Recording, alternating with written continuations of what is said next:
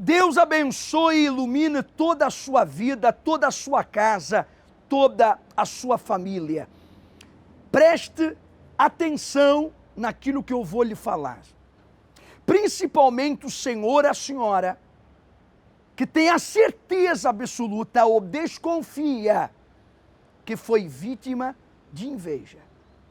Não é só pela porta da inveja que o mal entra, mas o testemunho desta jovem senhora mostra que a inveja destrói, a inveja corrói, a inveja chega ao ponto de devorar a vida daqueles que estão desprotegidos.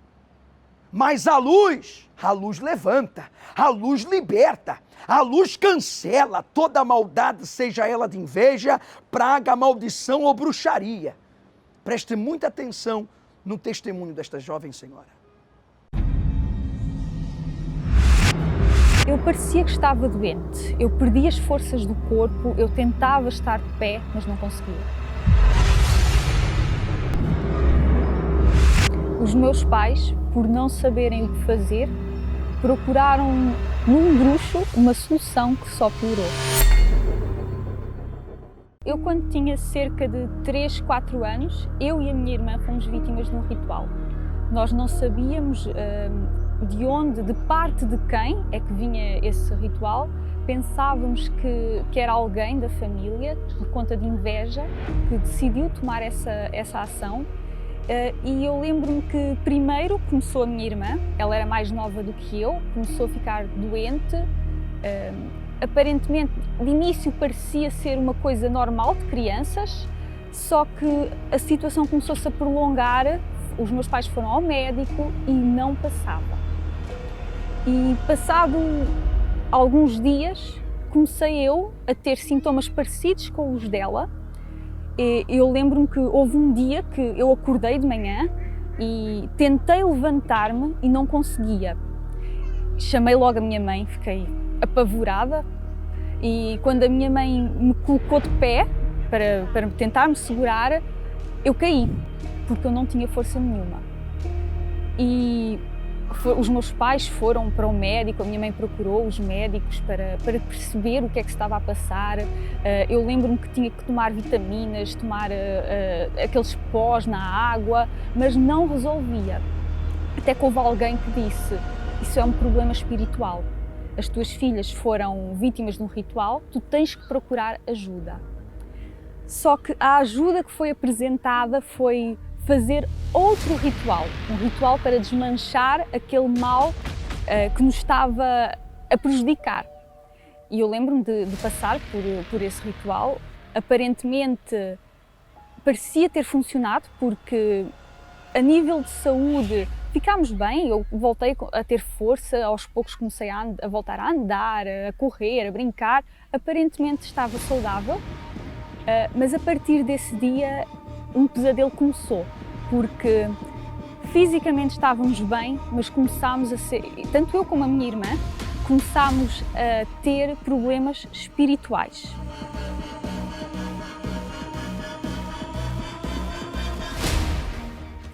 Eu lembro-me de, desde pequena, comecei a sentir presenças, principalmente à noite, e aquilo fazia-me sentir com muito medo, muito medo. E comecei também a crescer com essa curiosidade de saber que presença era aquela, o que é que estava por detrás daquela situação, e comecei a procurar no ocultismo uma resposta. Eu tinha sempre muita curiosidade sobre essas situações, sobre o espiritismo, sobre o que é que acontecia depois das pessoas morrerem. Eu pensava que era alguém que já tinha morrido que me acompanhava. À medida que eu fui crescendo, eu comecei a sonhar com pessoas que já tinham morrido. Eram sonhos que pareciam realidade. Eu tinha medo de dormir. Comecei a ver vultos, eram sombras que passavam ao meu redor. Eu via pessoas passarem na janela e a chamar os meus pais: está alguém ali, vamos ver quem é. E chegava-se lá e não estava ninguém. Com cerca de 12 anos, comecei a Como eu tinha uma grande curiosidade sobre isso, eu pedia muito à minha família que queria perceber o que era isso, até que houve uma pessoa que me ofereceu um baralho de cartas de tarô e eu comecei a desenvolver esse suposto dom.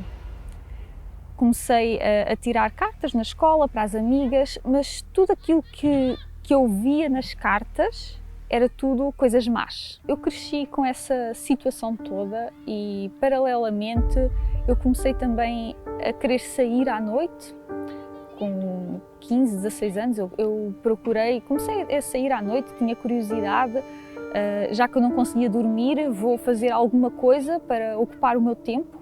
Então comecei a sair para concertos, para bares. Cheguei a envolver-me também com bebida, com drogas leves, porque como eu era muito ansiosa e havia aquela curiosidade, porque as pessoas falavam que se eu fumasse erva, eu iria conseguir dormir, eu iria conseguir estar mais calma. Então eu comecei a procurar nesses meios alguma paz e tranquilidade. Mas também não funcionou, também não foi aí que eu encontrei paz, porque eu tinha um grande vazio dentro de mim e enquanto eu estava ali naquele meio, eu poderia ter um momento de felicidade, mas que era tudo muito rápido.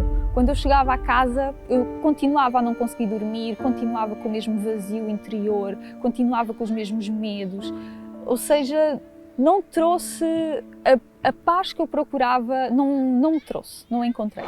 Por volta dos 17 anos, houve uma pessoa, vizinha, que convidou-me, a mim e à minha mãe, para nós irmos na Igreja Universal. A primeira pessoa a ir foi a minha mãe.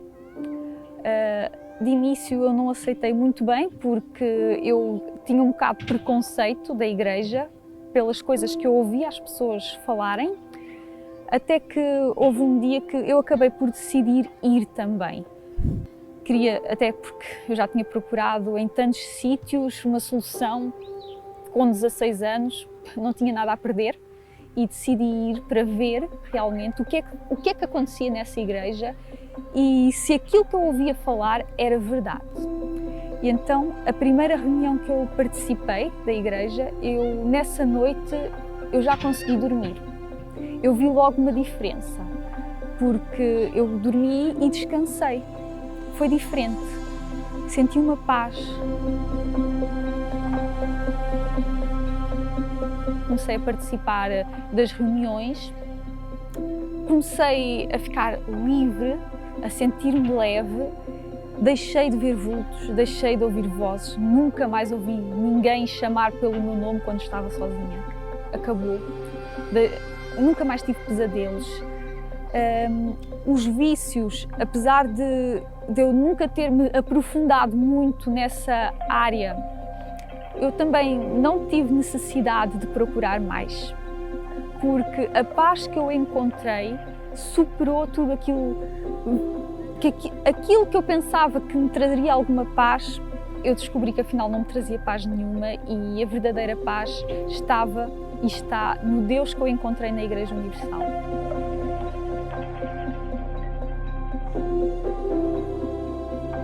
Esse Deus fez um milagre na minha vida. Completamente. Eu comecei a ter objetivos, eu comecei a ter prazer de estar viva, prazer de viver e também encontrei o meu marido. Hoje sou uma mulher casada, realizada, com sonhos, com perspectiva de futuro e por tudo isso eu sou muito grata. Olha o que a inveja fez. Olha que esse ritual maligno fez. Fez ela perder. Mesmo que buscasse ajuda nos bruxos, no ocultismo, se envolvesse com cartas, com isto, com aquilo, a vida dela ia de mal a pior. Vícios também, os vícios, ela se meteu nos vícios.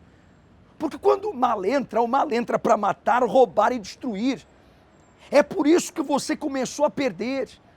É por isso que a sua vida começou a afundar.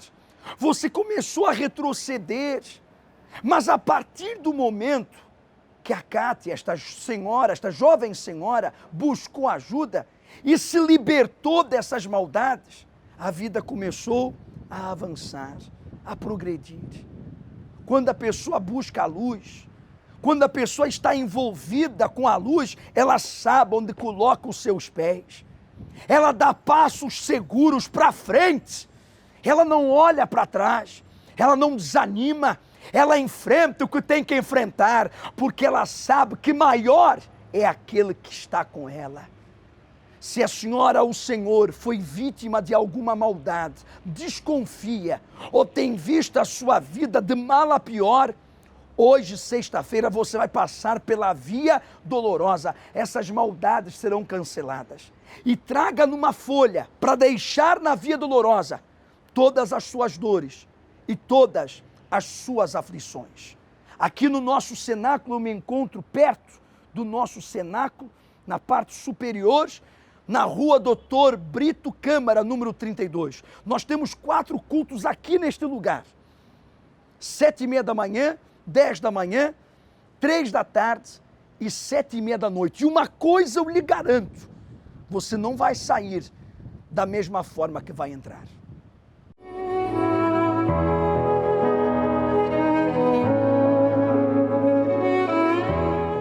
O meu nome é Patrícia Marques, tenho 22 anos, sou consultora imobiliária. Antes de chegar na igreja tinha vários problemas que me acompanharam desde a minha infância, porque logo muito nova sofri 2 grandes percas, que foi a morte do meu avô, né, que ele morreu à minha frente, praticamente eu tinha 8 anos, e passado 2 anos foi o divórcio dos meus pais. Então isso marcou muito e começou a crescer dentro de mim um vazio, né? Mesmo estando com o resto da família, a minha mãe, o meu irmão, a minha avó, eu continuava sempre a sentir-me sozinha e que não tinha atenção de ninguém, mesmo eles dando o seu melhor para mim. Isso foi acompanhando toda a minha adolescência, até que nunca falava isso com ninguém, e quando surgiu a oportunidade de ir para a licenciatura, escolhi ir para uma cidade onde ninguém me conhecia, pensando que aí poderia começar tudo de novo e que poderia encontrar aquilo que nunca tinha encontrado em casa junto à família. Porque também eram sempre discussões, porque eu era uma jovem rebelde, não é? Precisamente por achar que ninguém me compreendia e queria sempre mostrar o meu ponto de vista e acabava até a ser injusta com a minha família. Então foi quando fui para as Caldas da Rainha, onde me comecei a envolver com amizades, que achava eu que na altura eram as acertadas. Ao longo de todo o curso, que foram de 3 anos, comecei-me a envolver com saídas à noite, com bebidas, álcool, e isso levou-me também a depois descobrir novas drogas, que usei na altura, porque só o efeito do álcool já não chegava. E então comecei sempre a procurar cada vez mais festas, achando que isso me poderia ajudar, pelo menos a diminuir o sofrimento que eu tinha. Foram assim esses 3 anos que eu tive, envolvi-me só com as amizades erradas, e só que tudo isso era momentâneo. Saí da universidade, voltei para casa, depois desses 3 anos de ilusão, e quando voltei para casa houve novamente uma separação. Minha mãe separou-se do meu padrasto e por isso eu afastei-me também novamente da família, né? Foi então nessa altura que a minha mãe conheceu a Yurte, o meu irmão começou também a frequentar com ela, e até que eu comecei a sentir saudades de casa, a sentir saudades deles, e comecei a aproximar-me deles. As saídas foram ser cada vez mais usuais. Eu cheguei a ir à igreja com o meu irmão, porque ele começou a frequentar o grupo jovem e por curiosidade eu tinha de ir sempre lá buscá-lo e acabei por assistir algumas vezes. Quando cheguei não me sentia bem, porque era um sítio desconhecido para mim, mas toda a gente me recebeu sempre de sorriso nos lábios e sempre com uma palavra de apoio. E isso fez toda a diferença, até que cada vez mais me comecei a sentir bem. Minha mãe foi falando para mim da fé, juntamente com o meu irmão, e o pastor ia-me sempre falando da libertação, da salvação, do Espírito Santo, e eu comecei a ter sede de saber mais. Quem era então o Espírito Santo? O que é que o Espírito Santo faz então na vida das pessoas? Foi quando então decidi que tinha de fazer alguma coisa. Pedi orientação ao pastor, que na altura estava connosco, e ele me falou que o Espírito Santo é o bem mais essencial da nossa vida, porque é com o Espírito Santo que nós vamos poder mudar tudo. O Espírito Santo é a base que depois vai acrescentar todo o resto que nós precisamos. Então eu comecei a fazer propósitos e a falar para Deus o quanto eu desejava e o quanto eu queria.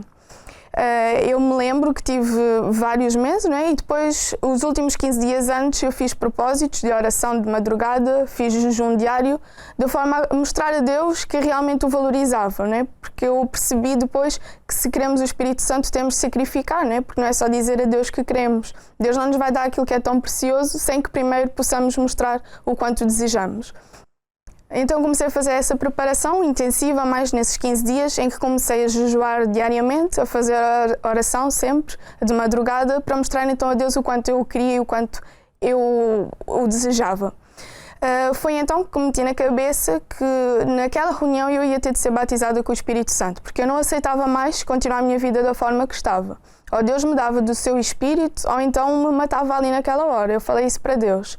Então, quando eu fui para essa reunião, eu já fui decidida que aquele ia ser o meu dia, já fui decidida que aquela ia ser o dia da minha mudança. E assim foi. Eu sempre fui perguntando a Deus o que é que Ele queria que eu melhorasse, o que é que eu precisava de retirar de dentro de mim para esvaziar o meu coração de forma total, para que Ele pudesse então entrar. Aí Deus falou para mim que eu precisava ainda de perdoar pessoas e de pedir desculpa. Isso foi no dia anterior e até no próprio dia Deus sempre foi falando comigo, sempre me foi mostrando o que é que eu ainda precisava fazer. E tudo aquilo que Deus me foi dando, todas essas indicações, eu fiz. No próprio dia, nessa terça-feira, eu liguei e pedi perdão por coisas que eu tinha dito, por coisas que eu tinha feito. Então eu fiz a minha parte. Eu fiz aquilo que Deus me estava a orientar naquele momento e então nessa terça-feira eu já fui decidida. E quando foi a busca do Espírito Santo, eu sabia que Deus ia ter de fazer, porque ou Deus me matava ali ou então Deus me ia dar do seu Espírito. E assim foi, eu comecei a orar, fui na frente do altar, comecei a orar, a buscar a Deus com toda a minha força, porque eu não ia mesmo aceitar mais um dia naquele jeito, mais um dia com pensamentos negativos, mais um dia com dúvidas, mais um dia a sentir-me sozinha, não podia continuar assim. E então foi aí que o Espírito Santo me envolveu, foi aí que eu fui batizada com o Espírito Santo e a partir daí, desse momento, quando voltei para o lugar, eu já não era mais a mesma. Toda a minha vida já tinha mudado, a minha visão tinha mudado, a minha forma de pensar sobre as pessoas, a minha forma de pensar sobre as coisas lá fora que me rodeavam, toda ela mudou. Comecei a ver a minha família de outra forma e foi automático. Toda a minha família notou essa diferença de um momento para o outro. O meu irmão e a minha mãe também estavam presentes e quando eu saí, eles... Não sei como, né? Na altura eu não sabia como, mas eles tinham visto essa mudança só no meu regresso do altar até à cadeira onde nós estávamos, porque eles me abraçaram naquele momento. E foi o abraço que eu não sentia já há muito tempo daquela forma. Então, logo aí, o Espírito Santo já fez a obra dele em mim, não é? Deu-me do seu Espírito e isso fez com que até hoje toda a minha vida tivesse mudado, porque o Espírito Santo é quem nos vai dar a força quando nós precisamos, é o Espírito Santo que nos dá a confiança quando a dúvida nos tenta invadir, é o Espírito Santo que nos vai dar os pensamentos positivos quando tenta vir um pensamento de derrota. E o mais importante que tudo isso, sei que agora tenho ferramentas para lutar e permanecer com a minha salvação. O Espírito Santo é a minha força, é quem me sustenta diariamente e sei que sem ter o Espírito Santo não aguentaria nem metade daquilo que tenho passado. Então hoje a minha vida está totalmente rejuvenescida. Não. Hoje... Isso existe. Não. Hoje a minha vida está totalmente transformada. Como já falei, a nível familiar, hoje estamos unidos, todos na presença de Deus. A nível profissional, comecei também a trabalhar na agência de consultoria imobiliária e financeira e continuo sempre, principalmente, a buscar a Deus. O Espírito Santo deu-me então aquilo que eu nunca tinha tido antes. Não preciso mais de me preencher com vícios, nem álcool, nem tabaco, nem qualquer tipo de droga, porque o Espírito Santo me sustenta, o Espírito Santo preenche todo o vazio que eu antes tinha. Neste domingo, dia 27, é o último domingo deste mês, nós vamos estar realizando não somente a busca do Espírito Santo, que é o mais importante do nosso culto, a palavra de Deus e a busca ao Espírito Santo. E os testemunhos provam que uma pessoa envolvida pelo Espírito Santo tem segurança, paz, alegria, tem tudo o que ela precisa, porque Deus é tudo. Mas atenção, neste domingo, nós vamos realizar uma oração especial por todos os que estão desprezados ou são desprezados, são rejeitados, sofrem, por todos os que são ignorados. E eu sei que isso acontece com muitas pessoas dentro da própria casa, porque o desprezo do lado de fora, eu não vou dizer que não dói, mas a pessoa até se acostuma, não choca tanto. Ser ignorado ou ignorada por alguém que você não conhece é triste, mas não dói tanto. Agora, dentro de casa, ser rejeitado, pela própria família ser desprezado. O nosso Senhor foi desprezado, foi rejeitado, foi homem de dores, no nosso lugar ele sofreu e foi ignorado. Para que hoje a senhora, o Senhor, seja honrada, seja aceite, seja lembrado, venha a ser aliviado de todas as dores que você carrega. Então você que se encontra nesta situação, neste domingo, vamos orar por vocês. Traga a sua garrafinha com água, as fotos da sua família. Sempre ministramos a cura, a libertação, a bênção das famílias. Será a terceira unção da proteção e juntos buscaremos a presença de Deus. Em todas as igrejas universal. Qualquer informação, ligue para o SOS Espiritual, o 21 836 8008.